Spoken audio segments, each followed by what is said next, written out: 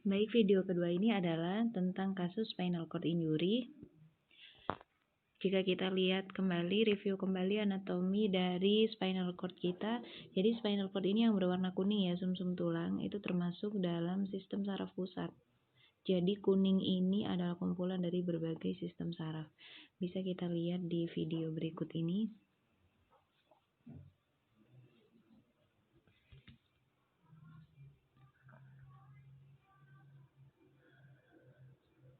How does the pain you experience when you burn your hand result so quickly in an action by your muscles? Many animals respond to environmental stimuli using specialized cells called neurons. A stimulus is detected by sensory receptors, and the body responds through motor effectors. These cells working together allow you to respond very quickly to threats. When you touch something hot, heat receptors of a sensory neuron detect the stimuli and send the information of heat. Maaf, sepertinya videonya ada yang lebih cocok ya, sebentar.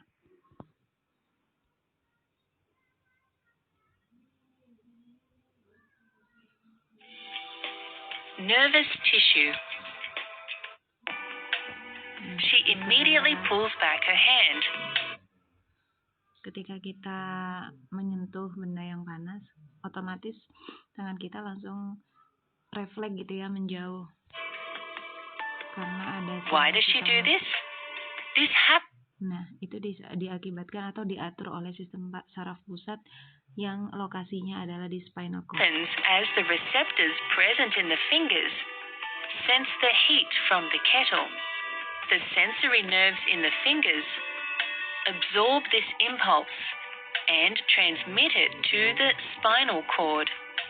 From the spinal cord, this impulse passes to the motor neuron, which in turn passes this impulse to the affected muscle in the finger, and the person immediately removes her hand from the kettle. Oke, bisa kita lihat ya di situ. Jadi memang kalau spinal cord ini fungsinya lebih pada motorik. Tapi ada juga nanti yang akan mengatur beberapa saraf yang berkaitan dengan beberapa organ tertentu seperti pernafasan dan juga jantung, kardiovaskuler.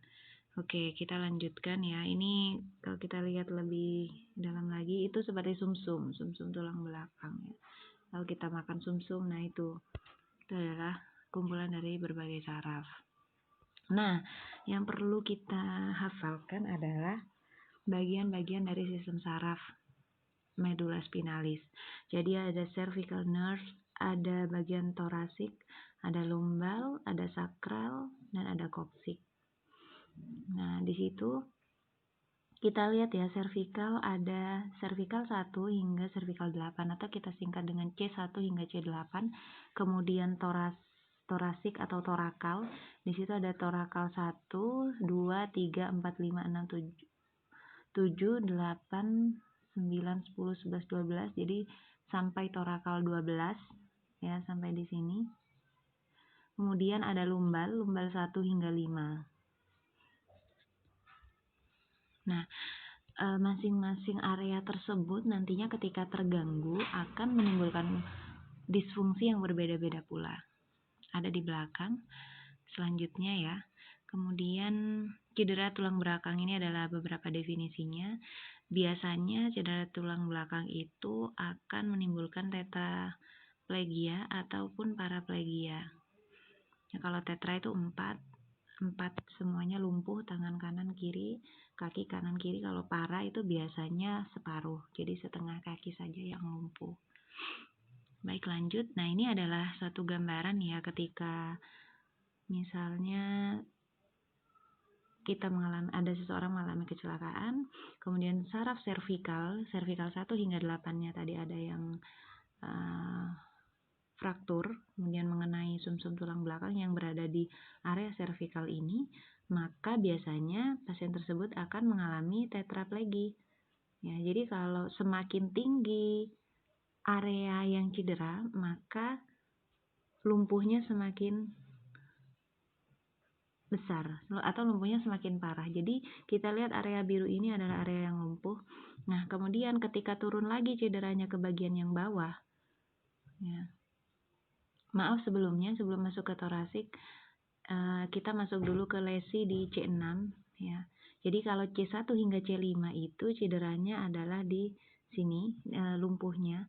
Kalau bagiannya C6 itu lumpuhnya lebih sedikit turun ya. Jadi otot nafas otot nafas bagian atas masih berfungsi, sedangkan di sini sudah tidak berfungsi. Kemudian untuk yang torakal itu lesinya dari misalnya T6 ke bawah, ini lesi T6 ke bawah, maka yang lumpuh adalah bagian torakal bawah hingga kaki. Jadi otot pernafasannya masih ada yang lumpuh di bagian bawah. Nah, kalau kita lihat kondisi 3 pasien ini, maka dia butuh bantuan pernafasan mekanik, yaitu dengan ventilator. Baru ketika yang cedera hanya bagian vertebra, bagian sini ya, maka yang lumpuh atau kelemahan adalah area bawah saja. Baik, saya ulangi dari gambar ini, kita bisa tarik kesimpulan ya bahwa semakin tinggi area medula spinalis yang cedera, maka kelumpuhannya akan semakin parah, dan itu mengenai otot nafas. Ini yang paling parah ya, nantinya ketika otot nafas kita lumpuh, maka kita tidak bisa bernafas. Itu harus segera diberi pertolongan dengan cara ventilator. Ini adalah beberapa etiologinya. Ada yang perlu saya jelaskan lagi adalah ini, klasifikasi dari cedera medula spinalis. Biasanya di rumah sakit kita menggunakan cedera Frankel. Jadi ada Frankel A, B, C, D, E. Baik, saya lanjut ya, klasifikasi Frankel. Jadi Frankel itu ada Frankel grade A, kita sebutnya langsung Frankel A, Frankel B, Frankel C, begitu seterusnya hingga Frankel E. Nah, kalau Frankelnya E, maka kondisinya adalah normal. Motoris plus sensorisnya normal. Sedangkan jika Frankelnya D, motorisnya ada normal, tapi ROM-nya hanya 4, kemudian sensorisnya normal. Grade C begitu pula, di sini ada penjelasannya. Nah, sekarang saya jelaskan satu persatu. Contohnya kita mulai dari grade A. Grade A itu Frankel A adalah Frankel paling parah, yaitu cederanya komplit. Motoris, baik motoris maupun sensoris itu nggak bisa berfungsi. Jadi, ketika seseorang mengalami cedera medula spinalis dan grade-nya adalah grade A, maka yang terjadi adalah, contoh ketika kita terkena ke benda panas, maka biasanya tangan kita langsung refleks akan menjauh. Jadi sensorisnya kita di tangan ini, indera perabanya kita itu normal. Nah, tapi dalam hal ini, orang yang mengalami cedera Frankel grade A, sensorisnya mati. Ya, sensorisnya mati, saraf-saraf di situ tidak berfungsi karena adanya cedera di medula spinalis, dan motorisnya juga nggak berfungsi. Jadi indera peraba tidak berfungsi, terus kemampuan tangan untuk pindah, gerakan motoriknya untuk pindah dari panci yang panas tadi itu juga tidak berfungsi. Itu penjelasan dari grade A. Sedangkan untuk grade B, sensorisnya bisa merasakan. Jadi ketika disentuh, ketika kita beri sentuhan ya di tangannya, ini terasa tidak Pak? Itu terasa. Tapi coba Bapak angkat tangan Bapak, itu tidak bisa. Nah, itu berarti cederanya grade B, yaitu cederanya incomplete, motorisnya negatif, dan sensorisnya positif. Jadi penjelasannya begitu. Kemudian grade C, coba satu lagi saya jelaskan. Motorisnya positif, tapi ROM-nya hanya 2 hingga 3. Dan sensorisnya juga positif. Bagaimana kita mengetahui ROM? ROM bisa kita lihat di slide berikutnya. Di sini saya jelaskan tentang ROM atau kekuatan otot. Bentar.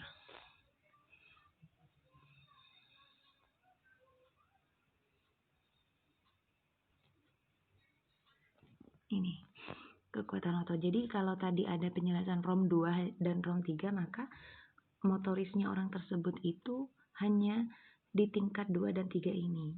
Misalnya di tingkat 3 dapat mengadakan gerakan melawan gaya berat. Jadi bisa diangkat tangannya melawan gaya gravitasi bumi, bisa diangkat tangannya, tapi ketika kita beri tahanan, itu kita tekan tangannya sedikit, dia sudah lemah, dia sudah jatuh tangannya. Sedangkan kalau yang nomor 2 tidak bisa menahan gaya gravitasi bumi, jadi suruh angkat tangan tidak bisa. Tapi kalau bergerak di bed, dia hanya membolak-balik tangannya atau lengannya, itu masih bisa menggerak-gerakkan di bednya, di kasurnya. Tapi ketika diangkat nggak bisa, itu yang angka 2. Selanjutnya yang perlu saya jelaskan adalah ini ya, perawatan di area IGD-nya. Ketika di IGD diapakan gitu. Yang pertama adalah sama manajemen jalan nafas, dan biasanya akan diberi cervical collar, yaitu pelindung tulang leher terutama yang cedera cervical agar tidak semakin parah, maka kita beri cervical collar untuk imobilisasi ini area cervical. Lalu untuk jalan nafas kita bersihkan sekret atau kotoran di mulut, pertahankan kesegarisan spinal, jadi ini harus ditaruh di tempat yang datar dan keras pasiennya. Kemudian waspadai hipotensi, jadi kalau kita terkena di daerah C atau torakal, cervical atau torakal, biasanya pasien akan mengalami shock neurologis dan dia akan mengalami hipotensi. Shock neurogenik maksud saya. Nah, ini juga dijelaskan ya di sini. Shock neurogenik. Jadi ini penata laksanaannya jika terjadi shock neurogenik. Ya, berikan cairan, resusitasi cairan, kemudian pastikan oksigennya adekuat.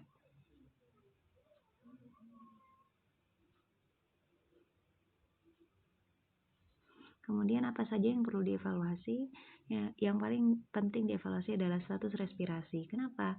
Karena pasien-pasien yang cedera medula spinalis, terutama di bagian cervical dan torakal, akan mengalami gangguan di pernafasan tadi, dan juga di kardiovaskulernya, jantungnya juga akan mengalami gangguan. Ya, sehingga penting untuk memantau status respirasinya.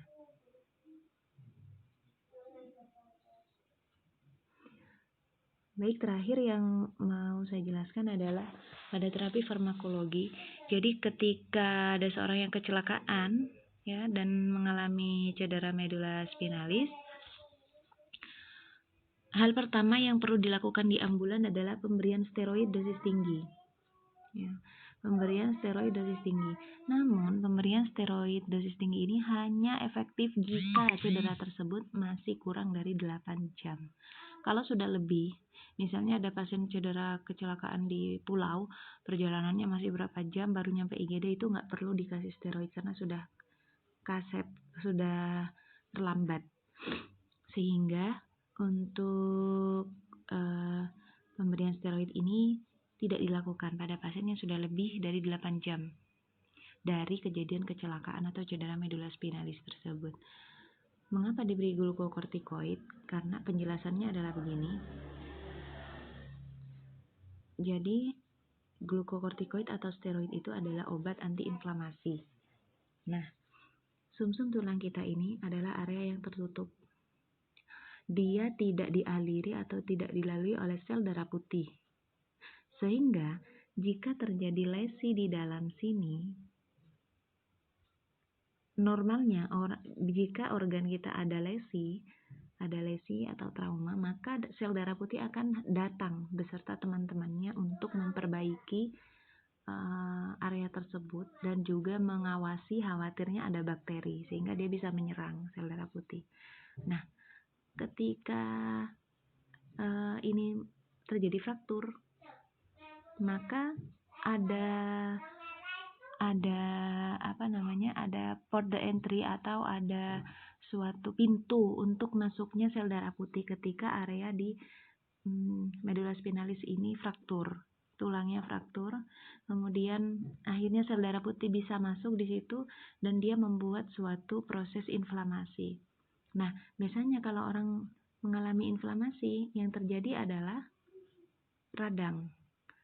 Nah, radang itu menyebabkan seseorang nyeri, kemudian bengkak. Nah, bayangkan saja ketika medula spinalis atau sumsum tulang kita itu menjadi bengkak. Padahal ini posisinya itu dengan tulang ini itu pas. Jadi sudah nggak bisa kemana-mana ya. Jadi nggak bisa membesar. Nah, ketika dia terjadi pembengkakan, maka akan ada tekanan pada saraf-saraf sekitarnya dan itu nyerinya luar biasa. Makanya diberi obat-obatan steroid sebelum 8 jam kalau bisa, untuk menghindari kejadian inflamasi. Jadi menekan laju inflamasi. Sehingga jika ada pertanyaan apa fungsi dari obat steroid yang diberikan pada pasien cedera medula spinalis, fungsinya adalah menghentikan atau menghambat proses inflamasi yang terjadi pada medula spinalis. Karena kalau ini membengkak, maka akan menghasilkan nyeri yang luar biasa dan kerusakan medula spinalisnya akan menjalar ke atas dan juga ke bawah ke area sekitarnya.